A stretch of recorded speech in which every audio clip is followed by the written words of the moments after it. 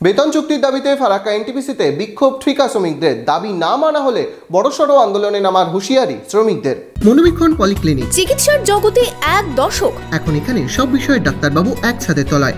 Phone করুন 7477799515 এই নম্বরে।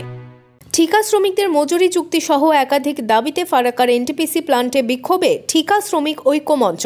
কয়েক মাস থেকে ঠিকা শ্রমিকদের নতুন মজুরি চুক্তি নিয়ে আন্দোলন করে চলেছে শ্রমিক সংগঠন ঠিকা শ্রমিক ঐক্য কমিটি। এর আগে বহুবার ফারাক্কা এনটিপিসি প্লান্টে বিক্ষোভ দেখিয়েছে সংগঠনের সদস্যরা। বুধবার ঠিকা শ্রমিকদের দাবি নিয়ে 2 নম্বর গেটের সামনে বিক্ষোভ দেখান শ্রমিক সংগঠনের সদস্যরা। আমাদের যে শ্রমিক ঐক্য কমিটি আমরা তৈরি করেছি, এই শ্রমিক ঐক্য কমিটিকে দুজনের সঙ্গে লড়াই করতে হচ্ছে।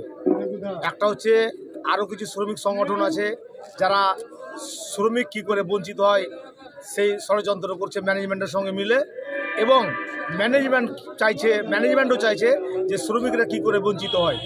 বিগত 2009 সালে আমাদের যে এগ্রিমেন্ট হয়েছিল, সেই এগ্রিমেন্টের শ্রমিকরা যেভাবে বঞ্চিত হয়েছে তার জন্য আমরা আতঙ্কিত এবং আমরা খুব ভীত যে সেই ধরনের যাতে এগ্রিমেন্ট না হয়।